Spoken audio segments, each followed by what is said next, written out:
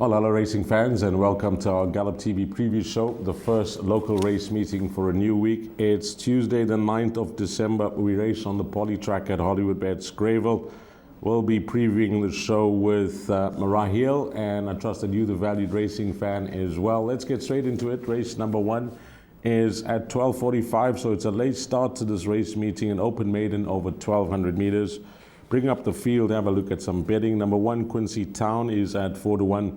3, Levitator at 7-1. There is money for number 4, Gorgeous Bomb. Alison Wright's runner 3-1 into 5-2.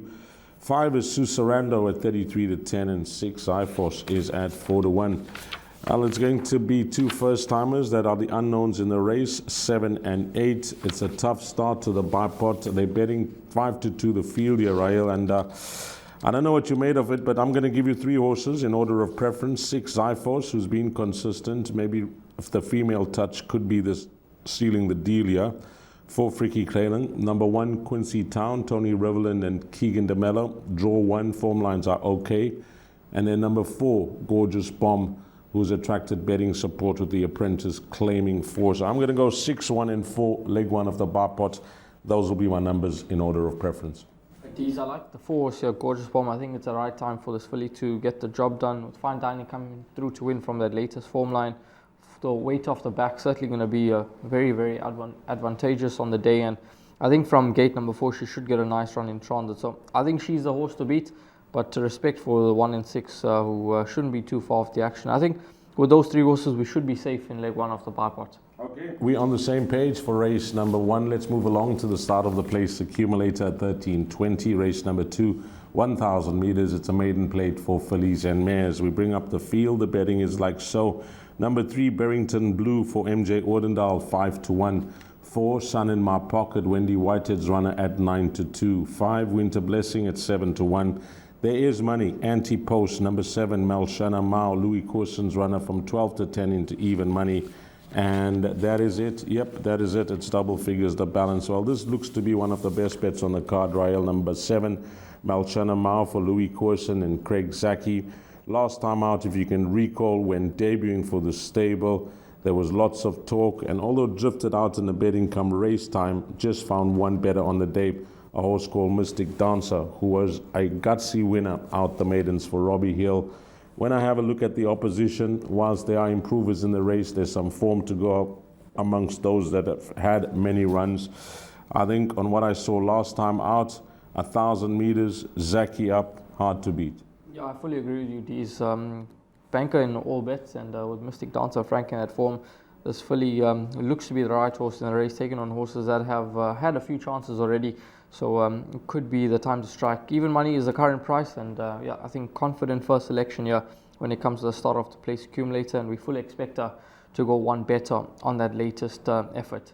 Okay, when you look at for trifectas and quartets, 2, 3, 4 and 5, play around those numbers, 2, 3, 4 and 5. Yeah, I think 3 could just be the biggest danger. I think she's better than her last start. She's run behind Quick Step Gal, so she's a horse that I'd keep an eye on for those exactors. But yeah, those could be the right horses, 2, 3, 4 and 5 to follow the 7 home.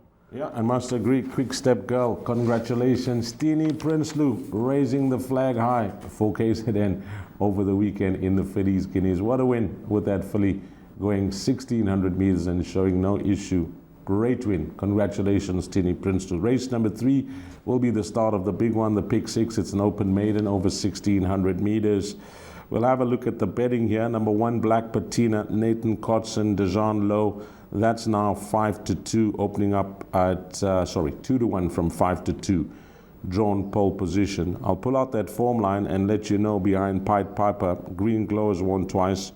Cheers, Cheers, Cheers has won. And most recently, Salane Gashle, a winner from that form line. Number 3 is Scratched. 4, Captain's Dynasty, 8-1. 6, Ograbi's 8-1. 15-10 about Louis Courson's runner here.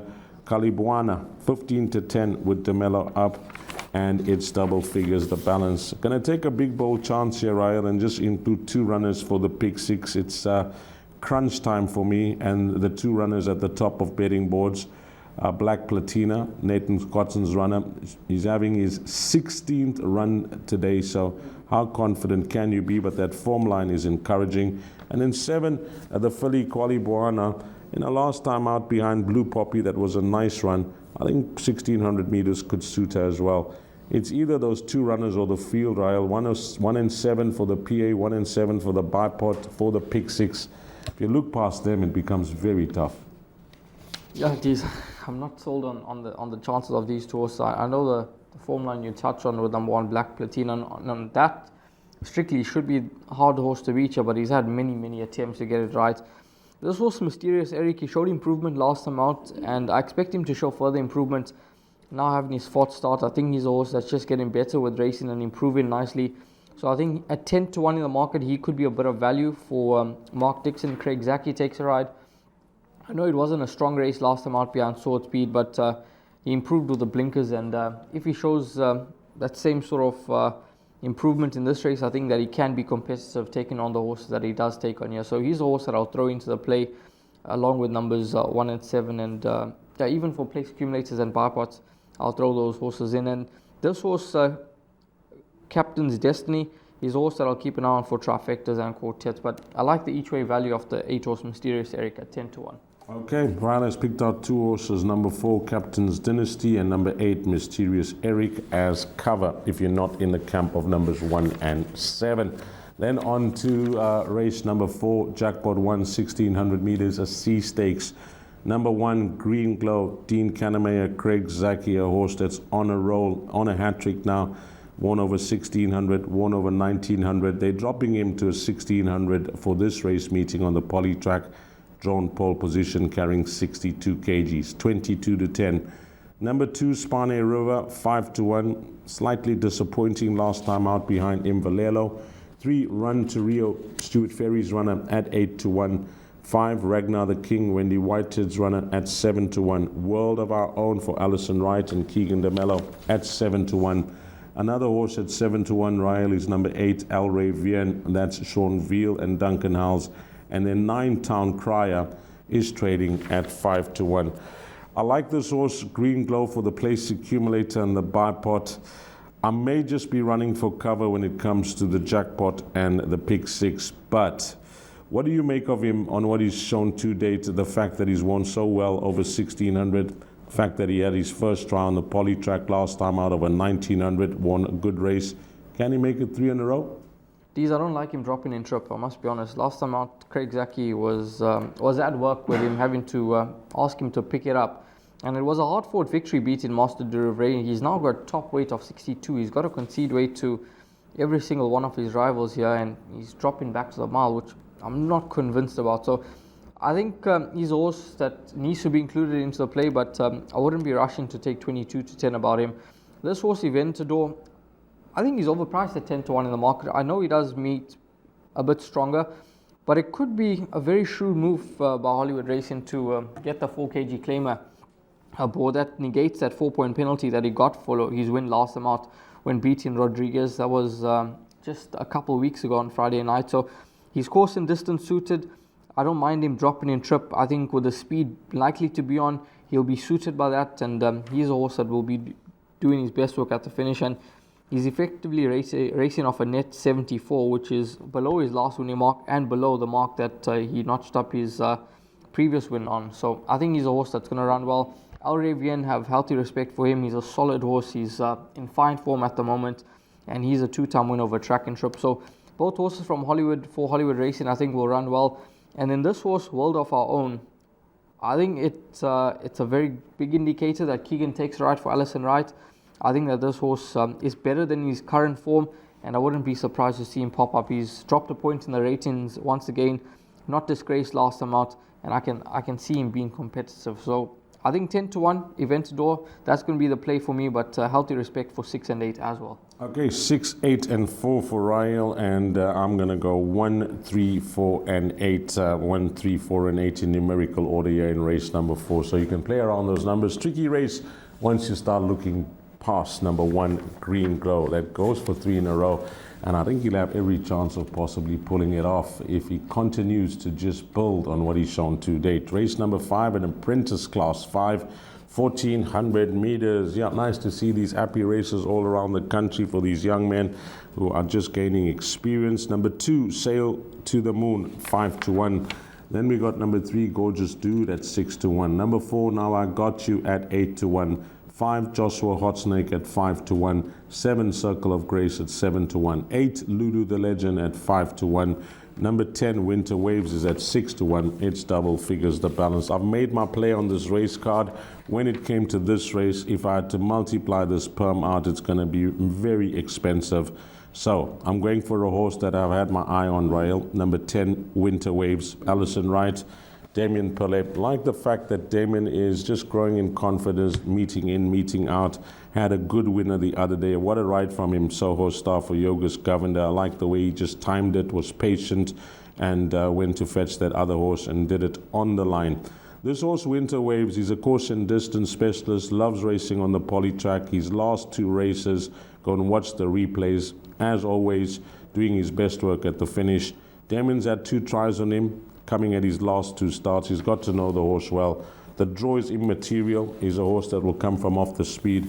Going to take a big bold chance here, Rael. I'm going to banker this and everything. Number 10, Winter Waves. Once you look past him, becomes very tough. In fact, it becomes a field race for me.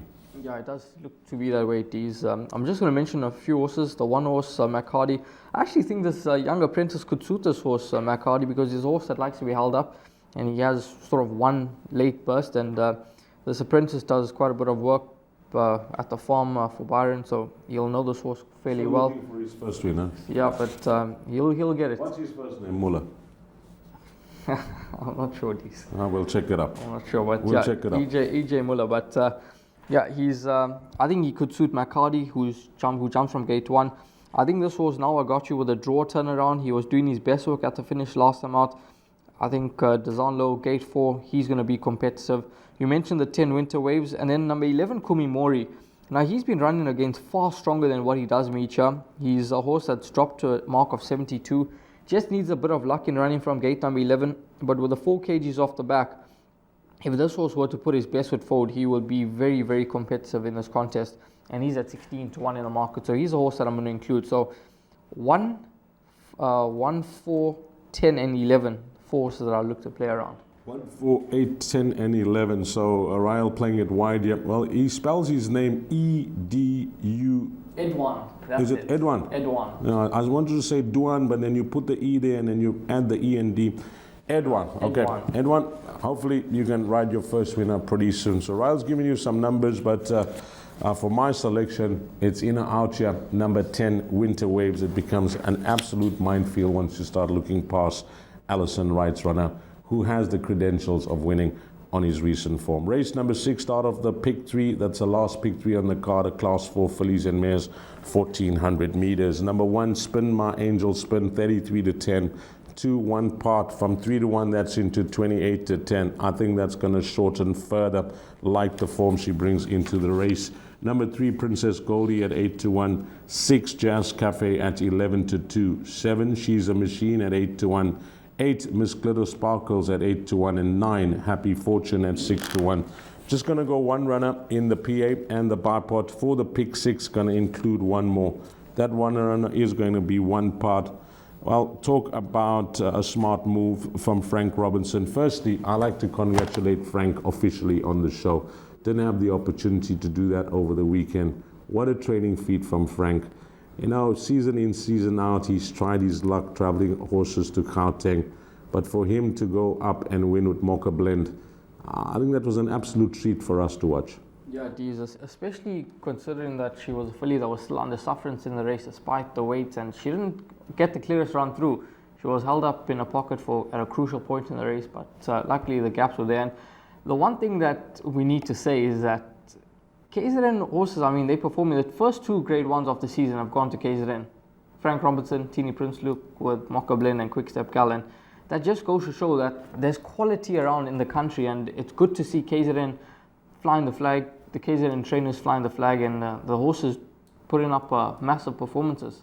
I just wish I was doing that interview over the weekend when Warren was interviewing jockey Andrew Fortune. And, you know, he had a lot to say about jockeys, etc. Tongue-in-cheek, you know, I love his humor, but the one thing I would have told him is, who won the Betway Summer Cup? A KZN jockey, Mr. Fortune, and beating you. Yeah. So, you know, Tristan did very well. Well done to Tristan. But Yeah, coming back to this race, one part, I think a smart move from Frank putting the claim 4 here, because last time out behind She's a Machine, that was a good run, but the claim 4 is a massive plus. Rahaba coming through to win from that form line. I think that this filly is going to shorten and shorten further on what I've seen to date. The fact that she's got the claim 4 in draw 2, that's going to be a banker, as I mentioned, for the PA and the bipod. The one cover horse that I have for the pick 6 is Spin My Angel Spin. I think Vengi has just done superb with this filly, considering the layoff that she had, and she's had 3 runs back, faultless form, draw 1.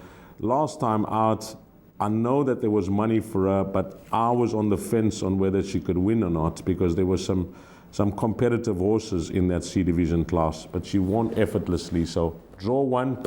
I'm not going to leave her out of the pick 6. Very simple for me, Ryle. 2 to beat 1, 1 to beat 2. The way you want to play it is a box exacta, but I think horse number 2, no doubt, the horse to beat. No, I fully agree with you on this. I think this is the type of horse that, as you mentioned, could shorten as we get closer to race time, and the type of horse that you could probably play a few all-to-comes on the day with. So yeah, I'm with you at one part. The only horse that I think could trouble her is the 6-horse Jazz Cafe. On her last start behind Convocation in a far stronger race with the average rating was a 92. I know she does have 61, but I think she's a horse that's very capable. She's got the talent. She's a 4-time winner. So I'm going to be 2 from 6. These is 2 from 1 in the 6th race. So you can play around those 3 horses when it comes to exactas and maybe even some trifectas in the 6th race on the program. But one part certainly the top choice. Race number 7 next up. This is at 20 past 4. It is an apprentice class 5 for fillies and mares over 1,200 meters. And beautiful Rania tops the boards here at 28 to 10. Number 8, Quintasia, is on offer at 3 to 1. De Rosa is at 4 to 1. Grove Ice at 4 to 1. Illa d'Orange at 5 to 1. Time in Paris 7 to 1. And Austrian Beauty is at 12 to 1. Numbers 5 and 9 are the scratch-ins. So it's a field of 7 now that are set to compete in this contest. This horse, Illa d'Orange, I'm going to be keeping a very close eye on her because she's a horse that has shown to be capable in the past. Her last win came when beaten Mountains of the Moon 4 starts back, and from gate number 3, last time out had a deep draw to contend with quite a big weight on the back. But with Savannah, who's riding with a lot of confidence at the moment, and she's having a fair share of winners, I think this filly, well, this mare at least, could get the right run in transit, and I can see her being very competitive. And she offers a bit of value at 5 to 1, taking on a horse like De Rosa, who's having a first start out the maidens, and even a horse like Time in Paris, first start out the maidens. It's not a strong contest. Oh, this race has just spun me 360. In fact, I'm all over the place now. Clear, yeah, my selections were 5 and 8, 5 and 9. 5 and 9, I was playing it in everything. There's it, 5 and 9. On the book, 5 and 9, and they both scratched. So the only other runner I had here was 8, Contagia. But am I going to rely on Contagia now as my only horse? I can't. 3 and 8, good enough for us. 3 and 8 I like for the PA, I agree. Yes. 3 and 8 for the PA. But for the pick 6, I'm going to play the field here. It's 2 runners out, 7 runners go to post. I don't mind taking a smaller percentage, multiplying the berm out by 7 because, yeah, in the previous race just went 1 and 2, maybe 2 a banker and one of the perms, 1 part. So this race we got some leeway, some spend. So I agree, yeah, 3 and 8, I'm good with that for the place accumulator. But for the pick 6, my suggestion is play as wide as possible. Let's go on to the lucky last race, number 8. It's a C stakes, 1,000 meters. Bring up the field, have a look at some betting. Number 3, Barry de Grand, 7 to 1. Won't be leaving this horse out of anything because I remember clearly chatting to Callan Murray when the horse ran second behind United Nation, and he told me if I had a draw, I win. He's got a draw this time round. That's always at the back of my mind. Horse number 5, United Nation. How well has Daryl Moore done with this horse? Since coming to his stable, the horse remains unbeaten on the poly track and now going for 4 in a row. 28 to 10 with Mqalisi Mbuto claiming 2.5 kgs. Horse number 7, Fate of Fortune, talking about horses in form. Here's a 7-year-old who's found a new lease on life. Look at his form this season. 1, 2, 3, 4, 5 runs for 3 wins as a 7-year-old. Before being 7, he was a 2-time winner. Now as a 7-year-old, He's a 5-time winner. Patience rewarded by Rikesh Sugalam, 7-2. Number 8, Mfetu at 4-1, and 9, Rainbow Reward at 9-2. Yeah, we're going to give this horse United Nations some airtime. As I've mentioned, just an outstanding job by Daryl Moore. But when you got a horse that just thrives on the surface, well, you got a horse that just could achieve a bit higher than his current rating of a 79. Yeah, that is what it is at the moment. Is he better than that? You're going to have to be the judge, because once you start going for 4 in a row, it becomes tougher. But he's just a horse that's very easy on the eye, the way he races. Jumps out, speed, start to finish. And with the apprentice claiming 2.5 kgs, I think that he could make it 4 on the bounce. 2 other runners here, Rael, that I'd look at. Number 7, Fate of Fortune. I gave him, his introduction on how well he's doing as a 7-year-old. Can't discount him. And then number 3, Barry de Grand. Just at the back of my mind on what Callan Murray passed on to me at his penultimate start when he was second to United Nation. I'm not going to read too much into that last start. So those are the 2 runners that I'll back up with if you're looking to beat 5 with numbers 3 and 7. Yeah, geez, I can certainly have the 3 horse. I think he's going to be a big player, and especially with the weight turnaround with United Nation, that should see him turn the form around if the weights are anything to go by. This horse, Chara Sands, I know he's an old boy, but he absolutely thrives on the poly track. And from gate number 2, Rachel is back in the irons, and I think that he could get a nice run in transit. And Michael's having a fair run now. He is. This horse is at 16-1. I would throw this horse into the pick 6, because if he were to pop up, you'd want to be going in with a horse like this since the front leg of the pick 6. So he's a horse that I'll include into the play. And you touched on the 7 horse, 7 and 3 and 5. Yeah, I think happy with those 4 horses, these. But I think there's value with Chara Sands at 16-1. Okay, that's a wrap, Rahil. If you had a look at the race card, I think, regardless of the pool size on a Tuesday, just judging by the size of fields, the competitiveness of the races, the exotics could be the way to go here. It could be these, especially with those 2 apprentice races, which look a bit tricky. One of them, certainly looks like a minefield, and even that 3rd race where we've got Black Platina and Caliborna. If you can get a bit of a jolt in that race, well, then the exotics could pay a bit of cash, gather some nice momentum. So I think it's a card where there's certainly going to be lots of happy punters after the race meeting. Okay, it's all about structure when it comes to the exotics. For Radhakrishna, for the Gallop TV team, myself, D9, and to you, the valued racing fan. Hopefully it turns out to be a good start to a new week for you, the valued racing fan. Until we meet again, you take care. Salani Gashle.